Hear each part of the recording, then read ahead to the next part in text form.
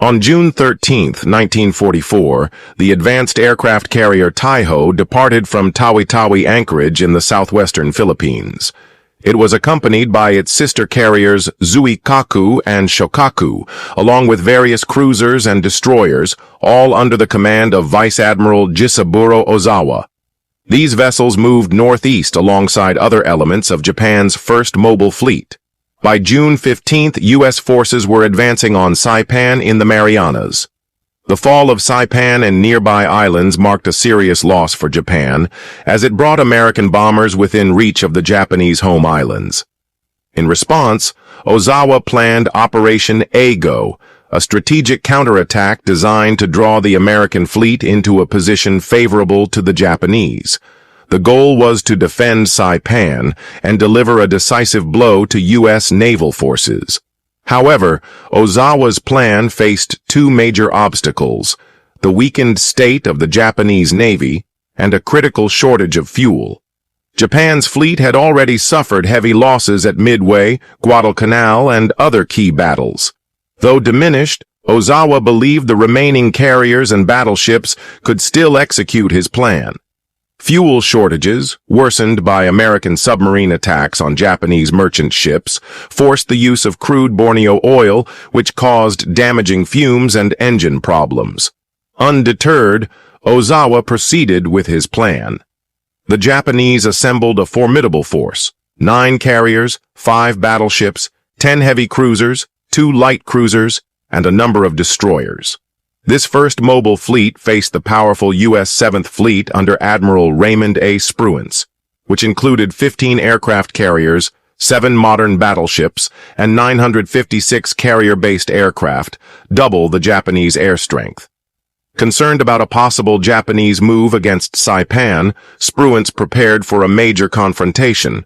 He worried the enemy might bypass his fleet and strike directly at the invasion force, so he adjusted the positioning of his carriers. Ozawa, aware that the Americans would rely heavily on carrier-based aircraft near Saipan, incorporated over 500 land-based planes stationed in Guam, Yap, and Rota. These aircraft were tasked with weakening the American carriers before the arrival of the main fleet. Ozawa also hoped to take advantage of the longer range of his carrier aircraft to launch strikes before the Americans could respond. The Japanese fleet, having refueled in the Philippines, began moving east. Ozawa and his carriers passed through the San Bernardino Strait, while the battleships took a southern route via the Surigao Strait. American submarines stationed near the Philippines detected both groups and reported the Japanese movement toward Saipan. This engagement would come to be known as the Battle of the Philippine Sea. Meanwhile, thousands of miles away in Pearl Harbor, Admiral Charles A. Lockwood was closely monitoring developments. He anticipated a Japanese counterattack on the Saipan invasion. As commander of U.S. submarine forces, Lockwood knew submarines could play a vital role in the coming conflict. He marked an imaginary square in the Philippine Sea where he believed the Japanese fleet would pass, and placed 4 submarines, Albacore, Finback, Bang, and Stingray, at each corner within a 30-mile radius. Based on new intelligence, he shifted this square 100 miles to the south. Another submarine, Cavalla, was not part of the original patrol plan, but would soon become central to the events. Cavalla had been at sea for weeks after departing from Midway on her first war patrol on June 4, 1944. She had left the tender ship Holland in the late afternoon, escorted by 2 planes as she moved through the channel to open sea. Once clear, she continued westward. Built by the Electric Boat Company in Groton, Connecticut, and commissioned on February 29, 1944, under Lieutenant Commander Herman J. Kostler, Cavalla was one of 73 Gato-class submarines produced during the war. She measured 311 feet in length, with a displacement of 1,526 tons. On the surface, she could travel at over 20 knots, but this speed dropped to under 9 knots when submerged. Her arsenal included 10 torpedo tubes, 6 forward and 4 aft, with a total capacity of 24 torpedoes. She also carried a deck gun and several light anti-aircraft weapons. After 2 months of readiness drills, diving tests, and crew training, Cavalla sailed to Pearl Harbor via the Panama Canal and then proceeded to Midway for her war patrol. Costler's mission was to monitor enemy activity around the eastern Philippines. On June 8th, Cavalla entered a 500-mile radius around the Japanese-held Marcus Island. Lookouts remained vigilant for enemy planes, and the submarine cruised on the surface during daylight. The next day, a strange event occurred. A jolt was felt near the rear of the submarine, and moments later, a whale surfaced behind them in what appeared to be a pool of blood. Costler noted no change in the propeller sounds or vibrations, so it was assumed that no damage had been done. Cavalla continued her westward voyage without incident. By early June 14th, the weather began to change, with rising seas and falling barometric pressure. Costler recorded that waves crashed over the bridge and into the conning tower hatch, but no serious damage occurred. He attempted to send a weather update to Pearl Harbor, but worsening conditions prevented transmission. Choosing safety, he submerged the submarine for most of the day. When the seas calmed by mid-afternoon, he surfaced again. Around 7 p.m., Cavalla received a report from the submarine flying fish about a nearby surface contact. Costler quickly altered course to investigate. By midnight, with the storm having passed, he increased speed to 16 knots to make up for lost time. As the evening of June 15th approached, Cavalla arrived at her assigned patrol zone. Commander Costler began analyzing the potential path of the enemy previously reported by flying fish. Cavalla wasn't the only submarine in pursuit. The next morning, she encountered the American submarine Pipefish. After sharing information, they agreed to perform a joint search, with each submarine covering one side of the estimated track. By 8 p.m., however, no enemy had been sighted, and Costler called off the search. Cavalla resumed patrol duties in her designated sector. Just before midnight, Cavalla spotted a convoy, which appeared to consist of 2 tankers escorted by 3 ships. Costler couldn't confirm if this was the same group he and Pipefish had searched for earlier. He spent the early hours of June 17th shadowing the formation, but was forced to dive when a fast Japanese destroyer closed in. By the time Cavalla surfaced again, the convoy had vanished. Costler tried to regain contact, but had no success. Around 5:30 p.m., he received new orders to relocate to a different patrol area. What he didn't know was that the convoy he had been trailing was one of 2 delivering supplies to Admiral Ozawa's battle fleet. Thanks to sightings reported by American submarines, Admiral Spruance became convinced the Japanese fleet was on the move. While the general locations of the Japanese ships were known, American reconnaissance aircraft had yet to pinpoint the enemy carriers. However, sightings of Japanese float planes suggested they were within operational range. On June 17th, Ozawa continued sailing eastward, remaining outside the reach of American carrier planes as he waited for the right moment to strike. Meanwhile, Costler had abandoned the fruitless search for the tanker convoy. His luck was about to change. Just before 8 p.m. on June 17th, Cavalla's SD radar picked up a faint contact, a ship moving west-southwest about 30,000 yards away. The contact flickered on and off the screen, prompting Costler to head in that direction at full speed. As the distance narrowed to 22,000 yards, more radar blips appeared. Costler realized that he had stumbled upon a substantial task force, zigzagging at 19 knots. By 8:15 p.m., he identified 7 distinct radar blips, one of which was likely an aircraft carrier with the rest appearing to be battleships or cruisers. The carrier was the closest, only 15,000 yards away. It was clear to Costler that he had found something major, a fast-moving task force with a sense of urgency.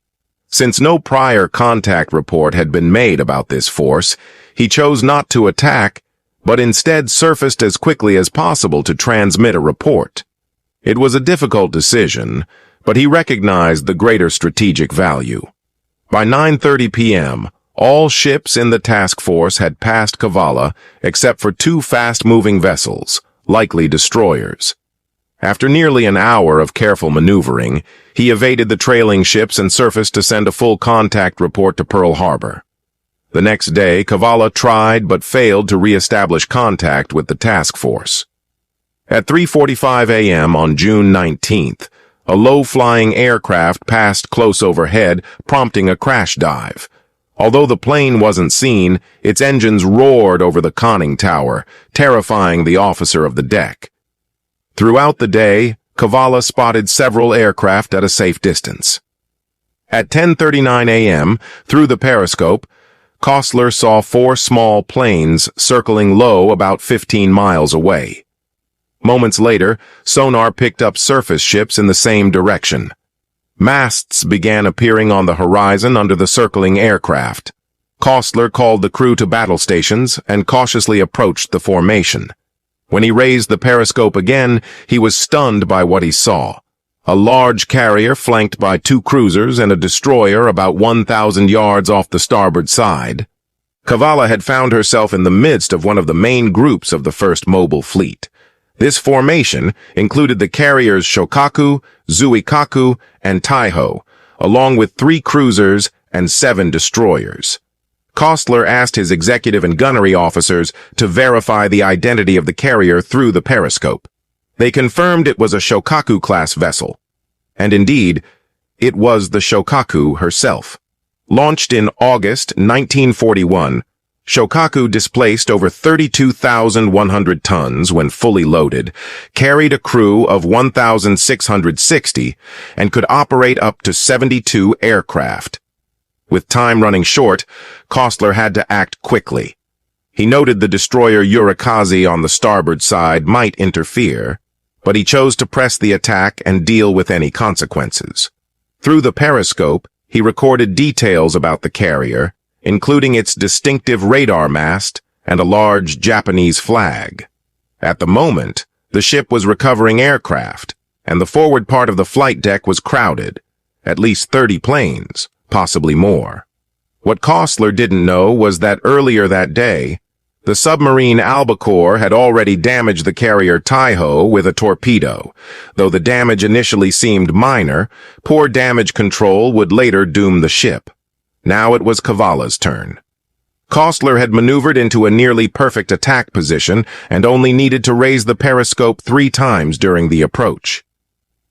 At 11:18 a.m., with Shokaku only 1,200 yards away, he gave the order to fire a spread of 6 torpedoes set to run at a depth of 15 feet. Though the submarine had not been detected, the nearby destroyer remained a concern.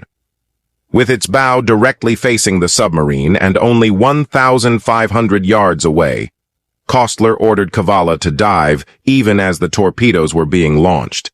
"I fired the 5th and 6th torpedoes while descending," he later recalled. About 50 seconds after launching the first torpedo, the crew aboard Cavalla heard the powerful boom of an explosion. 2 more detonations followed quickly, each spaced about 8 seconds apart. Costler concluded that the last 3 torpedoes missed, based on hearing only 3 impacts. He ordered a left rudder turn and began silent maneuvering to prepare for the inevitable counterattack from the Japanese. By the time Shokaku's lookout spotted the torpedoes coming from the starboard side, it was already too late. The projectiles were dangerously close. The ship's captain ordered evasive action, but it was ineffective. The torpedoes struck midships and toward the bow. Shaken by the consecutive hits, Shokaku began to list to starboard and quickly dropped out of formation, with Urikazi standing guard nearby. Having executed a surprise and damaging attack, Costler turned his attention to escaping safely, diving Cavalla deeper to avoid detection. The first depth charges exploded only 2 minutes after the torpedoes were launched. 2 sets of 4 charges came uncomfortably close. One volley exploded ahead, above, and to the port side. The other crossed from port to starboard. At 11:44 a.m., a destroyer passed directly overhead at high speed, its propellers rumbling through the submarine. However, no depth charges were dropped during that pass. Soaked in sweat and under immense pressure, Cavalla's crew maintained absolute silence. Initially, 3 destroyers pursued the submarine, but after about an hour and a half, only one remained. There were no signs of sonar pings during the encounter. By 1:30 p.m., it appeared Cavalla was successfully evading her attackers. Depth charges continued to explode, but at greater distances and between the submarine and the site of the attack.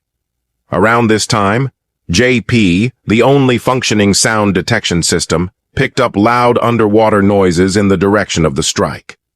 Less than 30 minutes later, Kostler began ascending gradually to periscope depth. Sporadic depth charges still echoed in the distance, and the same underwater noises persisted. At 2:08 p.m., 4 massive explosions erupted from the direction of the attack. Kostler noted these were not depth charges or bombs, as the sounds rumbled for several seconds. Cavalla reached periscope depth about 15 minutes later. Visibility was poor due to surrounding rain squalls. With the attack over, Kostler ordered an end to evasive measures and resumed normal operation. Over 3 hours, Japanese destroyers had dropped 106 depth charges, with 56 detonating close to the submarine. Shortly before 7 p.m., Cavalla surfaced and began to retreat from the area. After traveling for over an hour, Kostler transmitted a message to Pearl Harbor reporting that they had struck a Shokaku-type carrier with 3 torpedoes. He briefly described the depth-charge counterattack and mentioned the heavy explosions they had heard. He expressed hope, stating, "I believe we sank that vessel." That day marked the end of a grueling and momentous operation. Shokaku, a seasoned warship, had taken part in key early war battles, including the attack on Pearl Harbor and the battles of the Coral Sea and Santa Cruz. Japanese naval records made little mention of her loss. While Kostler reported 3 torpedo hits, some Japanese survivors believed there were actually 4. It's believed that the explosions ruptured a fuel storage tank, sparking a fire that was initially contained. Despite efforts to save her, the ship stayed afloat for several hours before succumbing to a series of massive explosions, possibly from a bomb magazine or ignited fuel vapors. The carrier sank, taking 1,272 crew members with her. Around 570 survivors were rescued by the light cruiser Yahagi and destroyers Yurikaze and Hatsuzuki. Although Cavalla endured a punishing depth charge attack after launching the torpedoes that sealed Shokaku's fate, she escaped without major damage. 2 underwater sound equipment motors were burned out, and a ventilation supply pipe was flooded. It was a small price for the monumental achievement of sinking a Japanese aircraft carrier. Cavalla continued her patrol through the rest of June and was ordered to Saipan later in the month. Just after 2:30 p.m. on July 1, 1944, Cavalla rendezvoused with the destroyer Philip, which escorted her for the remainder of the journey. At dawn, the 2 vessels approached Saipan. The morning light revealed a scene that would remain unforgettable, according to Kostler. Nearly every type of ship was present, and one side of the island was cloaked in smoke. The sights and sounds of gunfire were unmistakable from Cavalla's position. She dropped anchor off Saipan's southwest side, joining a mix of other ships. The crew was told that Japanese aircraft typically attacked at night. Nonetheless, lookouts were posted, and machine guns manned in anticipation of any rare daytime raid. At 1:10 p.m., Cavalla received a group of visitors while refueling from the tanker Kennebago. Staff from Admirals Spruance, Turner, and Hill, along with 6 war correspondents and a photographer, came aboard. Kostler remembered being overwhelmed with questions about the attack on the Japanese fleet. After about an hour, the guests departed, and preparations to depart resumed. Kostler described his time in Saipan as one of the most fascinating experiences of his life. The submarine was only a mile from shore and had a front-row view of one of the Marine's fiercest battles. Cavalla ended her first war patrol on August 3rd upon arrival in Majuro. The mission lasted 64 days. She remained in Majuro for the following month, undergoing routine maintenance while the crew engaged in both training and relaxation. The Battle of the Philippine Sea delivered a devastating blow to the Imperial Japanese Navy. Americans later referred to it as the Great Marianas Turkey Shoot due to the overwhelmingly one-sided air combat. Japanese land-based aircraft were unable to inflict significant damage on the American fleet. Admiral Spruance, upon locating the enemy, retaliated decisively.